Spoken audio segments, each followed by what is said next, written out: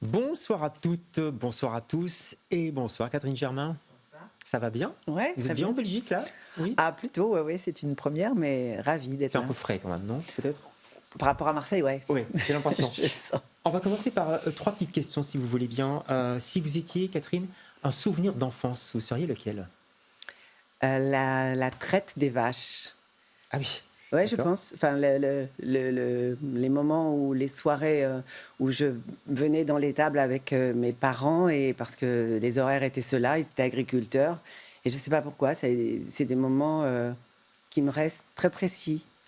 D'accord. Cette atmosphère d'être avec les animaux Ouais. et de voir mes parents Ouais. obéir à ces horaires de travail forcément, et d'être avec eux dans ces odeurs et à prendre le lait des petits veaux quand on préparait des mixtures pour que Ouais. on les aide à grandir. Enfin, Beau souvenir, très sensoriel.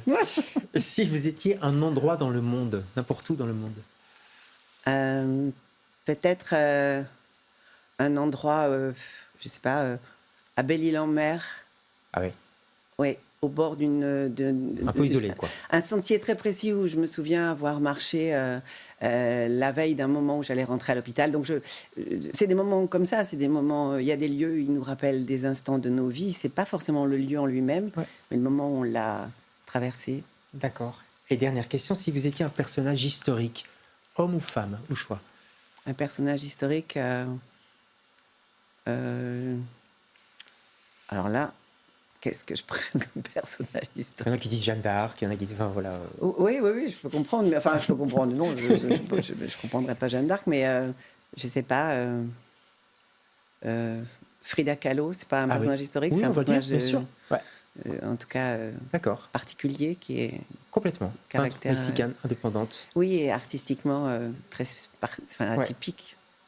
Vous, artistiquement, vous êtes un clown, le clown Arletty, hein, depuis pas mal d'années. On va en parler. Vous êtes l'invitée, Catherine, de LCR, ce soir.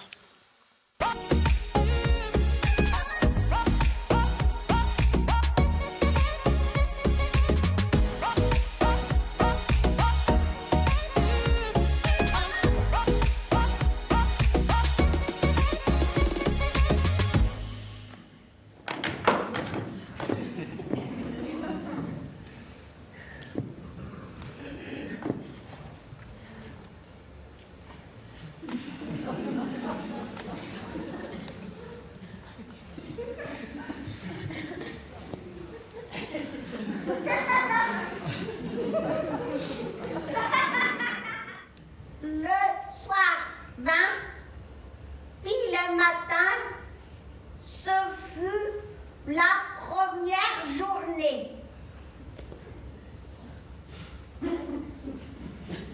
C'est bien.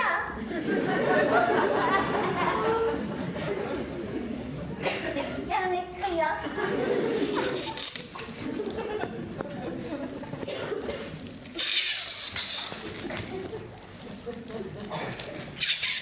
Amane osoyo. Yata no la makke ana no lo wadake. Boto na yak kasaya. Nunda da kola bosaye. Il les a tous fait un par un. Ça, il adorait les chiens. C'était incroyable quand il voyait un chien, il disait « Oh, le chien !» Ça les faisait rigoler, les chiens. Il avait que le chien à la bouche. Hein. C'était son dada. Voilà, quelques extraits du 6e jour qu'on peut voir en ce moment au Poche, et c'est jusqu'au 21 décembre, un tout petit peu avant Noël. Je vous ai vu rire encore vraiment et avoir les yeux qui brillent devant ce texte. Pourtant, vous connaissez ça par cœur, non? Ben, ce qui est d'autant plus incroyable, c'est de rire de quelqu'un qui est soi. Enfin, je veux dire, c'est un vertige de rentrer dans ces métamorphoses-là et de rire, parce que je ris peut-être en voyant, comme un spectateur, parfois tout ce qu'on peut être capable de sortir de son intériorité en présence du public, ce désarmement de soi, cette façon de se livrer aux autres. Et du coup, quand on dit l'expression « le ridicule ne tue pas », mais c'est très vrai. On ne perd rien à se donner. Et je peux regarder ça même des fois, même si je suis derrière le personnage et que je sens ce qui se passe dans la soirée, je suis des fois spectatrice de ce qui a lieu. C'est ce que j'allais vous demander. On peut être peut-être justement avec les clowns, hein, on peut être spectateur, spectatrice de soi-même en fait quand on joue. Oui, je pense, parce qu'on a on a inventé une créature, on a écrit au fond à même son corps quelque chose qui est une forme d'altérité, mais d'altérité intérieure. On a créé un monde qu'on a dessiné, on a mis du rouge, du noir, on a donné une silhouette à tout ça, mais c'est fait pour rencontrer le public, comme si on crée un instrument de musique. Et du coup, quand ça joue, c'est comme un instrumentiste, il entend que ça sonne, que ça fait un... Et du coup, il est à la fois... il est là, quoi, il est aux commandes, mais il est aussi surpris par ce que lui fait faire la relation avec les autres. C'est fascinant, en fait. C'est assez fascinant sur ce qui est capable... Et ce qui est capable de recevoir le public aussi. J'entendais encore hier soir des gens qui disaient comment ils se font prendre, c'est-à-dire ils sont surpris de leur propre réaction aussi. Vous me demandez là de voir pourquoi je rigole, mais le public est des fois surpris de voir ce qui sort de lui, que ce soit des larmes ou du sourire ou du rire. Ce qui est quand même beau quand on va à des spectacles vivants, c'est de ne pas savoir qu'est-ce qui s'expérimente de notre vie au moment où on reçoit la chose. Ouais. Vous dites « on » quand vous parlez de la conception du personnage, parce que vous êtes deux, vous êtes seul sur scène, mais c'est un duo qui a travaillé là-dessus, c'est François Cervantes, c'est ça, depuis 30 ans, c'est ça, je me trompe? Oui, on travaille ensemble parce qu'il a créé cette compagnie, il y a plus de 30 ans maintenant, il y a pratiquement 40 ans, et il est auteur. Et en fait, on a découvert le clown par ses questions à lui d'auteur. On n'a pas décidé à un moment donné de rentrer dans la technique du clown. On ne savait même pas que ça allait être des clowns. Au départ, c'était des anges. Ouais. Donc c'était des anges dans la... Le premier titre, d'ailleurs, c'était La curiosité des anges. Quel beau titre. Je trouve, vraiment. Le premier spectacle, c'était là-dessus, cette espèce cette question qui était, les anges viennent vers les humains, vers les autres, et ils ont un appétit, un désir peut-être d'incarnation. Il y a un film qui vous a marqué à tous les deux, et à nous aussi, les spectateurs vont tout de suite comprendre, c'est l'image qu'on voit pour l'instant, vous pouvez la commenter, c'est un film de Wim Wenders, Les ailes du désir. Ça, il y a eu un déclic à ce moment-là? Oui, je pense que pour François, nous aussi, on l'a découvert puisqu'on a vu le film à l'époque, mais on n'a pas fait le parallèle tout de suite, mais c'est curieux que des fois les idées circulent dans certaines époques, les idées circulent peut-être entre les gens qui sont sensibles à ce qui se passe dans le monde, enfin ce qui se partage. À l'époque 89, Chute du mur et tout ça. Voilà, là c'était 87. Ouais. Je crois que le film c'était en 87 et quelques.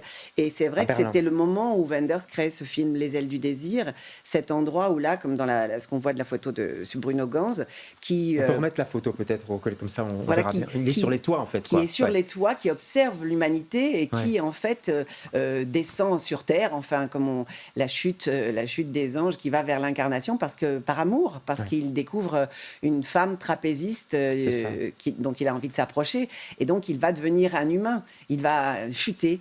Et quand on chute, c'est comme on dit, on tombe amoureux, on tombe en amour, on descend, on peut se faire mal parfois. On peut se faire mal. Mais là, la chute, on en verra les conséquences. Ouais. Mais en tout cas, ça vient de là, oui. Ouais. En tout cas, ça donne envie de revoir ce film, tiens. Tout d'un coup, là, comme ça, je me dis, faut aller le voir. Faut aller voir ce spectacle aussi, parce que c'est incroyable de vous voir sur scène en clown. Qu'est-ce que vous pensez quand vous êtes dans la salle de maquillage? Ça prend du temps aussi. Vous voyez votre visage se transformer. Et pas votre visage seulement, c'est des pieds à la tête. Absolument. Quand je commence, ça dure à peu près 1 heure, les régisseurs qui viennent me voir sont très au courant de ça depuis des années, même quel que soit le régisseur, sans qu'il le sache. Quand il vient, il voit vraiment... Je ne peux pas lui parler autrement qu'avec cette voix du personnage qui sort, et je ne me force pas.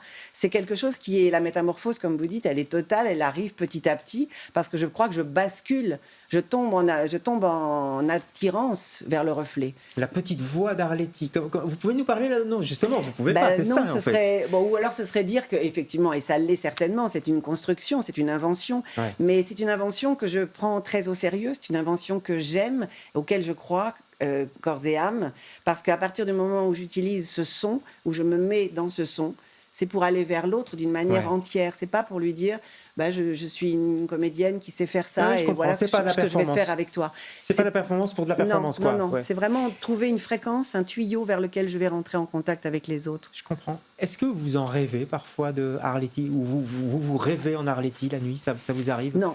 Du tout. C'est marrant que vous disiez ça, parce que souvent on dit, quand on parle une langue étrangère, est-ce que vous rêvez encore dans votre langue étrangère, etc. Là, pour le coup, quand je me démaquille, et quand je vis et quand je pourrais rêver la nuit, ça ne me revient pas. Je ne rêve pas d'elle. C'est peut-être elle qui rêve de moi, mais je ne rêve pas d'elle. Allez savoir, elle dort quelque part dans la salle de maquillage. Dans un endroit où elle m'attend. Le 6e jour, vous l'avez compris, ça parle de la jeunesse, parce que l'histoire, il y a un conférencier, quoi, je crois, qui doit faire une conférence sur l'Ancien Testament. Enfin, Elle, en fait, elle a piqué le cartable voilà. de quelqu'un qui venait vraiment faire une conférence, mais elle a juste envie de rentrer dans une salle où il y aurait des humains. Donc elle prend le cartable de cet homme qui est endormi au pied d'un arbre, elle rentre, mais elle ne sait pas ni ce qu'il y a dans le cartable, ni ce qu'on fait avec un cartable dans une salle de conférence. Elle ne sait pas ce que c'est qu'une conférence. C'est une idée magnifique. Elle vient d'où, cette idée? Moi, j'avais envie, depuis ce premier spectacle qu'on avait fait, La Curiosité des Anges avec François, de venir seul en scène, parce qu'on était 2 dans le premier spectacle. J'avais envie de poursuivre cette aventure du clown avec le public, donc de venir seul, et j'avais envie d'une conférence.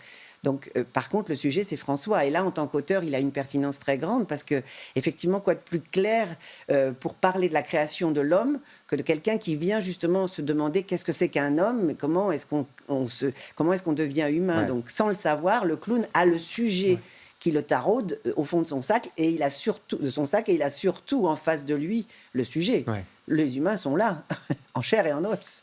Je vais vous poser une question peut-être désagréable, j'en sais rien, mais vous savez, j'imagine que les clowns peuvent faire peur aussi. Vous avez conscience de ça? Il y a des gens qui ont peur. Il y a une personne de mon équipe qui me dit, moi j'ai peur des clowns. Vous comprenez ça? Oui, tout à fait. Et je lui conseille de venir voir le spectacle parce que à l'endroit où on exerce cette fibre du clown, c'est pas l'endroit de la démonstration ou du rentre-dedans ou de la violence qu'on a pu voir ces quelques dernières années dans des films Le Joker, où on prend, c'est ça, où on prend le clown comme le tueur. Pour moi, ça n'a absolument rien à voir, mais vraiment rien à voir. C'est vraiment la monstruosité du maquillage qui pourrait donner des frayeurs à ceux qui le rencontrent. Mais là, c'est presque tout le contraire. C'est comment se rendre extraordinaire pour devenir avoir des rapports de l'ordre de la nature entre nous, de nos essences, de nous parler au cœur, pas de nous raconter des histoires, justement. On se maquille pour se démaquiller, pour se désarmer, plutôt. Ah, c'est beau ça. Je pense qu'on se désarme quand on vient avouer qu'on est rouge de honte, blanc d'évanouissement. Quand on dit en dessin ce qu'on est à l'intérieur, donc l'autre il se dit, je peux me laisser faire, oui. Allez, que ceux qui ont peur des clowns aillent voir ce spectacle. Venez. C'est un des meilleurs spectacles de cette fin d'année. Allez-y, c'est au Théâtre de Poche jusqu'au 21 décembre. Et vous allez tourner encore en Belgique un petit peu après en Belgique, non, je sais pas, avec grand plaisir. Vous allez revenir. Invitez-nous, oui, avec plaisir. Avec François Cervantes, qu'on salue. Merci beaucoup d'être passé chez nous, Catherine. On se retrouve demain avec d'autres invités. Bonsoir.